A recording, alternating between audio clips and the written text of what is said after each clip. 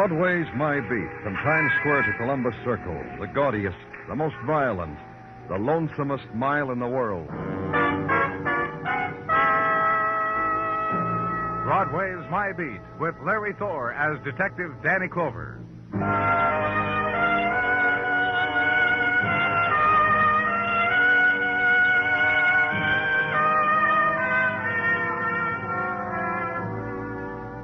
The interval comes to Broadway when a nighttime of April summons its spring warmth, its frayed winds, its broken plumes of light, begins the slow drift from the avenue. And in its wake, slow death of neon, and chill and litter where promises were tried, let fall. Full swell of black, and this, one dying gleam of light to catch the lurch of a straggler into subway entrance, where steel waits for him. And the ride through Earth Tunnel to a street where night intersects day, where waking is, and no remembering, and shock.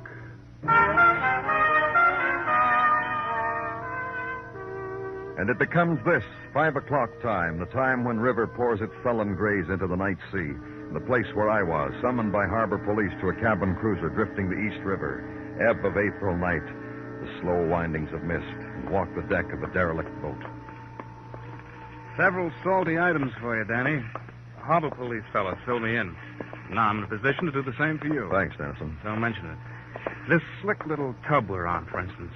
You ken her length? Huh? Salt jive I picked up from Sergeant Gorkin, who went to sea as a kid in an oil can, the East River, and had an... You were going to reveal her length to me. Oh, yeah, I was. 40 feet. Of the class, rich folk. Over here, Danny, I was told to point it out to you. Oh, what? These hooks, these ropes, these shiny brass things. Well, what about them? Once was held on them what is known in the parlance as a dinghy, a type lifeboat. It has slipped away. Harbor police is combing the river for it. They haven't found it. And this, on the deck. Yeah, now we're on familiar ground. A trail of blood leading to a cabin where there's nothing but a splotch of same. Nothing, nobody, nowhere. 40 and no one to enjoy it. A thing, huh, Danny?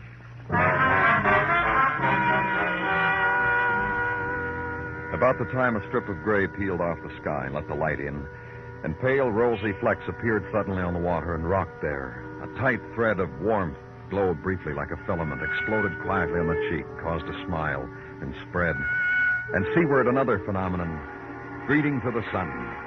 Another day at Anchorage in the port of New York.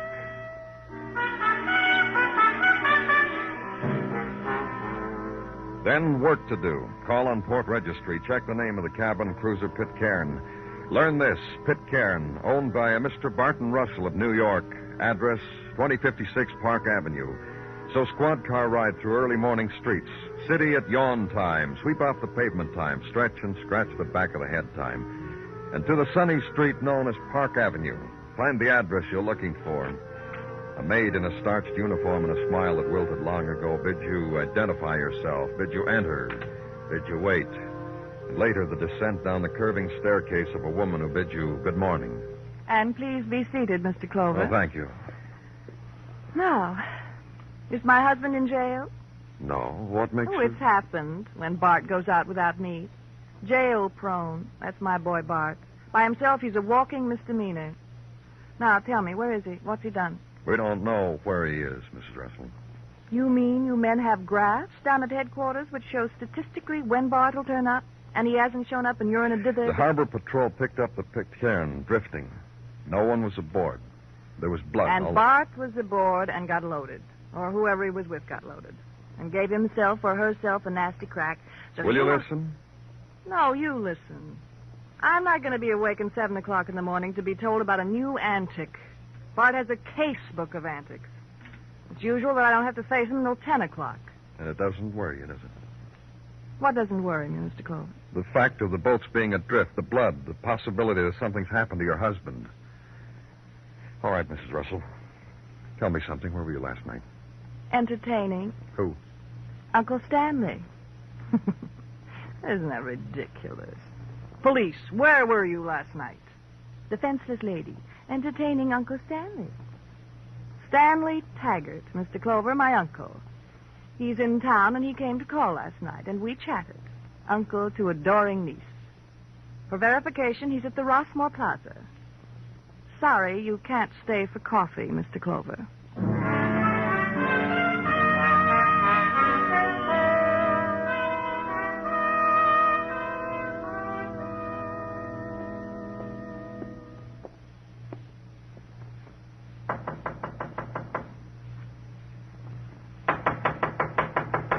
Come in. She's open.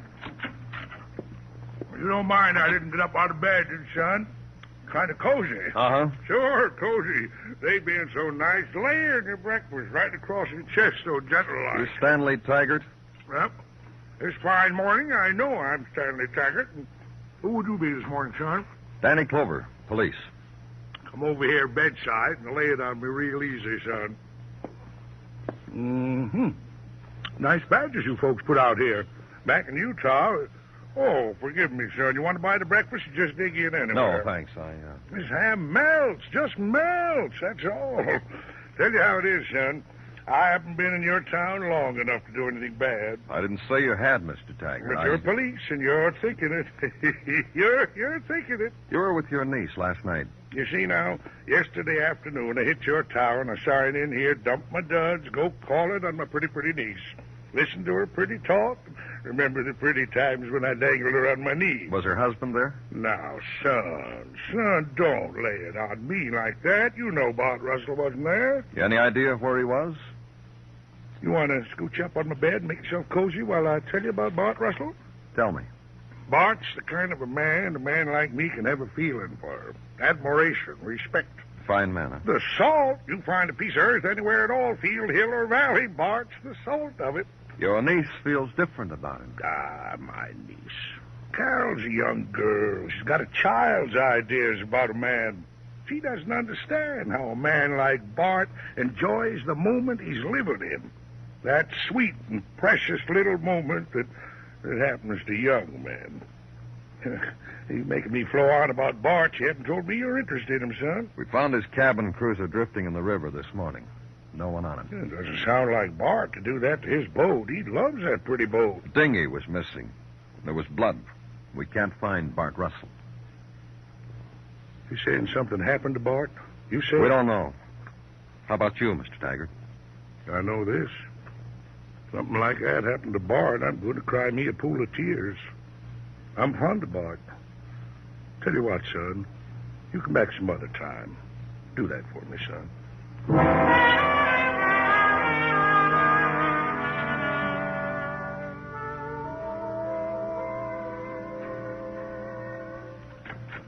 Danny? Come on in, Gino. Well, what's up? Is that all you have to say for yourself? Huh? No good mornings, no how are yous, no... Good morning, Gino. How are you? Not well, thank you. Oh, I'm sorry to hear that. This morning, when Mrs. Tartaglia got out of bed and opened the window to let the spring in, she turned to me and smiled, reached over, pinched my cheek. Gino. I merely said, Mrs. T, let us have flapjacks for breakfast. She said, get them yourself, and walked out the room with a flounce and a hug. Please, Gino. What did I do? I'm sorry you're not feeling well, Gino. What have you got for me? Items. Yes, you please. Item 1. Mr. Barton Russell, owner of the mansion on Park Avenue, has indeed showed up at the pokey from time to time on various finable charges, mostly making a nuisance of himself at hours when decent people are asleep. Go on. Item.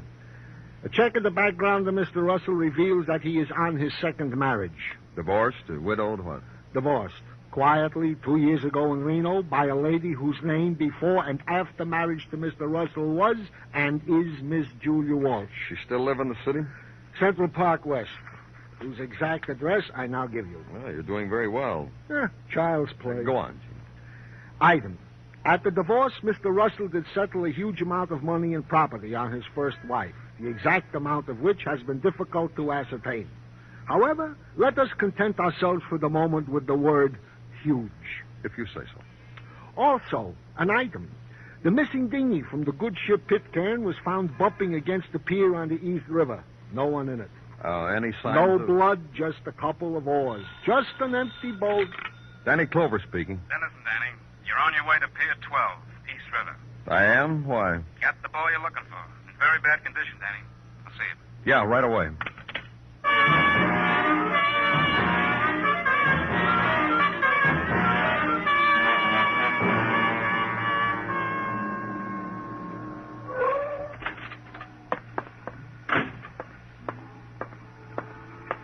Over here, Danny.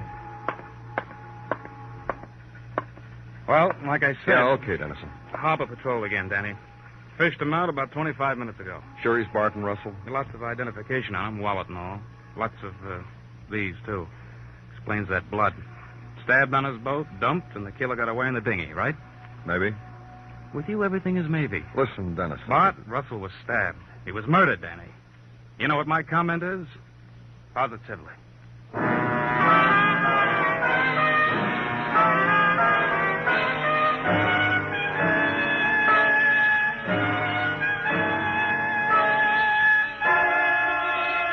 You are listening to Broadway's My Beat, written by Morton Fine and David Friedkin, and starring Larry Thor as Detective Danny Clover.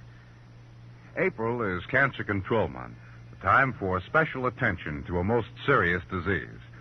Great progress has been made against many kinds of cancer, thanks to your past contributions to the research, education, and treatment programs of the American Cancer Society. But the complete conquest of cancer is still for the future. And this conquest can be financed only by new contributions. Send your check to the American Cancer Society by addressing it to Cancer, care of your own local post office. That's Cancer, care of your local post office.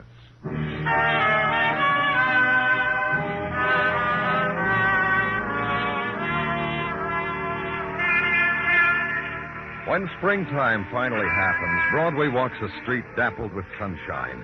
It's the breeze sighing in from the river, touches you, and starts the special dream you can enjoy while walking, having to do with the far places and small golden bells, curve of ocean, and sudden swift flight of an orange-colored bird. The season of being young again and search again. Give up to it. Except there's the job, the rent to pay, buy the beer, leave the tip, meet the installment. So walk into the springtime breeze and make the promise. Next year, it'll all come true. And the new day in the place where I was compounded of this: velvet drapes and statuary, crystal goblets in glass cases, grand piano, gold pendulum clock, carved furniture, and sunlight which revealed no dust. And Miss Julia Walsh. Yes, of course, Bart Russell was once my husband. First and last. Oh, lucky me. The fact that yesterday he was found murdered, Miss Walsh, what does that... Friends of mine have died before. Would you believe it? Just 6 months ago, a very dear friend of mine just didn't get out of bed one day, known as dying with Then your former husband's death doesn't do anything to you, huh? Listen, you. My station in life for 6 years was being wife to Bart Russell. He suggested to me one day a divorce. I placed one hand on my hip, my head to one side, and with the other hand I snapped my fingers. I said, which meant awfully good idea. Divorced him just because he asked you to, is that right? After, of course, he handed me the list of properties I would then own, besides various monies, all of which would make me wealthy and without the need of a husband ever again. Well, that was 2 years ago. Approximately. After the chat we had, I went off to Reno and without the blowing of horns became a single woman. I haven't seen Bart since. About your married life with him. Tell me about it. While I was married to him, I was proud and eager to be his wife. Another woman intruded. Time to say goodbye, you know. Cheerio, dear boy, and thanks for the lovely marriage, you know. And no regrets? Pride, of course. I was wounded. But the poultice that can be made out of money and real estate titles soothes, heals, no pain. Well, almost no pain. Go on. This gal, this babe for whom he threw me out of my ear. She had me investigated. Me, Barton, both of us. What are you talking about? Investigated. Looked into us. To find out about us. Happily married, state of economics, those things. How do you know? I heard I was being investigated from some of my friends who'd been approached about me. They told me his name. You mean your husband's girlfriend hired a private detective, is that right? Yes. Who I approached with a winning smile and a $100 bill. You taking me to Stanley Taggart? Who's in my private office? I'm the guard of my house detective. In here, please. Hello, son. Trouble, huh, Mr. Taggart? I flipped, son. Force of habit. Swirled round my heels, and I flipped right over onto my face. Someone will tell me about it, huh? No, not you, Kremley. You may go. Please, Kremley. Your house detective? Who has served his purpose and who has better to do, now that a public official is here. Son, I'm sorry to put you to all this bother. You're a man to be fond of. I'm sorry. Oh, now you're sorry. And what were your feelings less than an hour ago when you skipped my hotel? We're about to board a train at Grand Central for Miami. If it hadn't been for Kramer... Good feelings, son. Old feelings. This time of year, habit's very strong in a man. He gets a feeling, and it says Miami. And yesterday, the feelings had a phone call to Rome, and one to Paris, and to London. And Topeka, son. That's where I got the warmest hello. Yes, and not pay for them, nor for the room service at all hours, nor for the valet, nor for Havana cigars, I tried to explain it to you, son. I got the money to pay for those nice things. I'm sugared with money. Then why didn't you pay your hotel bill? Well, it's just the season hit me, and the old habit welled up. he just welled up. I'll tell you what he's talking about. Yeah, you do that, son. Yes, I will. This hotel bulletin of the Hotel's Owners Association. And this, Bulletin of Hotel Detectives, dated June 1951. Pamphlets dedicated to the apprehension of deadbeats. Like Mr. Taggart, eh? Now, these pictures of him when he registered as Stan Lowry at the Mule Bark in Kansas City and beat them for the bridal suite. And as a Lowell Stanley at the Bella River, Indianapolis, I believe, where he beat them for the silver anniversary penthouse and a catered banquet. Let me see that. A picture of a girl here, Mr. Taggart. Says you worked it together. 100 hotels, 100 aliases. How is a man... Be quiet a minute, Mr. Shields. The girl, Taggart. Wouldn't have had the sparkle to it without her. She in the penthouse and me in the presidential suite. Made quite a team. Let's go. I sure got crummy habits. Yeah. Come on, son.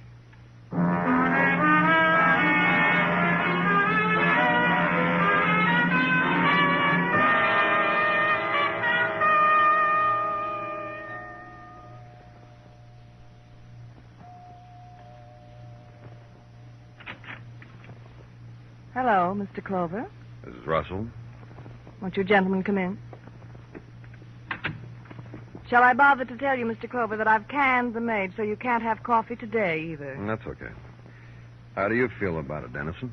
Mrs. Russell will be the fifth person today who didn't offer me coffee. What's the matter? Aren't you liked? No. Poor you. Well, doesn't leave us much to talk about, does it? I'm the kind of guy who doesn't talk much without a formal introduction. Don't bother. He's Detective Dennison, Mrs. Russell. Hail and farewell. And you're a new widow, so you got moods, so you don't want to see anybody. Right? Let it go at that. On his way to jail, your Uncle Stanley told me to say hello to you. What do you mean on his way to jail? From the time we picked him up to the time we booked him, that interval is known as on his way to jail. Cop talk. Somewhere in there, he said to say hello to you. What was he picked up for? He tried to run out on a hotel bill. He did what? And when he was picked up by the house dick, Uncle Stanley was wearing 2 suits, his socks in his coat pocket, his shirts and underwear tied around his middle. All he left the Rossmore Plaza was a suitcase with a pawn ticket in it. Oh, he's a rascal, isn't he? Very lovable. And he sent you here to go his bail, is that it? To go his bail? My. Matter of fact, you know what came with Uncle Stanley? Do I have to throw a fit to get rid of you two? Don't throw a fit, Mrs. Russell. Just take a look at this. Bulletin of the Hotel Owners Association. Who wants to look at that? Now, show her a picture, Danny. Ladies always like to look at their own. That was a long time ago. Everything's changed now. Yeah, you lost a husband. That's a big change. Listen, Mr. Clover. Uh-huh. I told you about Bart. A boy with antics. He pulled the biggest one of his career. He got killed. What am I supposed to do? Simple. Tell us whether his murder was meditated or premeditated. You kidding? Look, Carol, you're a con girl from way back. Working the hotels is only a side thing with you, so don't get coy with us. You're a slob, you know that? Okay. Only don't get coy. I had a talk a little while ago with a man named Tom Hudson, Mrs. Russell. Tom Hudson, the most studious private investigator of them all. Fellas. What? You know how it is. How is it? A girl goes to marry, she's got to do a little research. Find out about her fella. Oh, sure, all the time. Girl meets boy, girl hires private cop, girl finds out marriage status and bank account. Girl marries fella. So you married Barton Russell. Then after you were married, found out he'd given most of his estate to his first wife as a settlement. Oh, you need a hanky, honey? Get away from me, you slob. My. You want to do something for me? You want to do something real nice? Lie down on that couch over there and fold your hands. Then die. Just a little bit die. Will you do that? That's my Carol. Okay, yeah. He gave her all the money. What he had left, he blew it in the last 2 years. The other night, he took me for a boat ride. Told me everything was for sale. Boat, house, the works. That did it. So you stabbed him just like that, huh? Well, what? I got mad. And Uncle Stanley was your alibi, huh? Can you imagine a knucklehead like that? With a pocket full of loose C-notes, you couldn't resist beating a hotel bill? Come on, Mrs. Russell. Here's your coat, Carol. Yeah. Wrap me around in mink, fellas. Either of you fellas got a girlfriend like a mink coat? No? Guess I'm just wasting my time. Shall we go?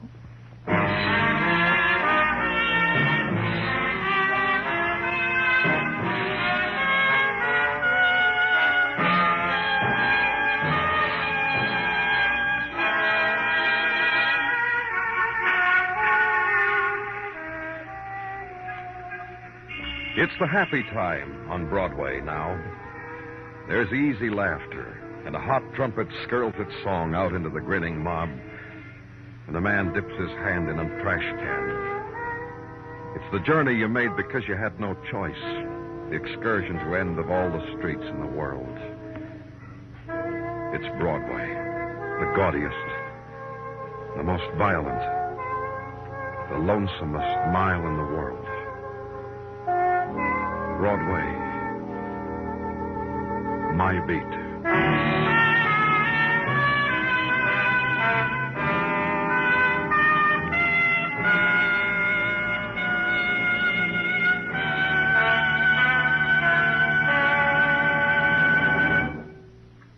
Broadway's My Beat stars Larry Thor as Detective Danny Clover, with Charles Calvert as Tartaglia and Jack Christian as Muggavan.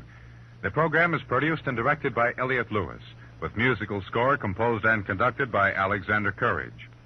In tonight's story, Mary Jane Croft was heard as Carol, and James McCallion as Dennison.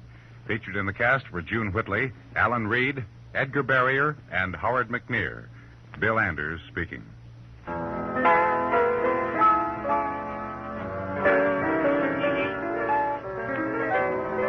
Later tonight on most of these same CBS radio stations, listen for a thrilling adventure called Tarzan and the Coward.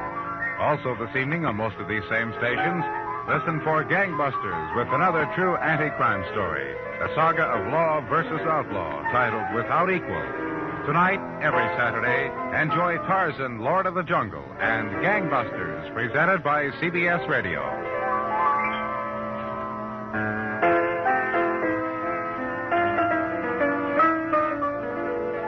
America now rides to the tune of 25 million auto radios and listens most to the CBS radio network.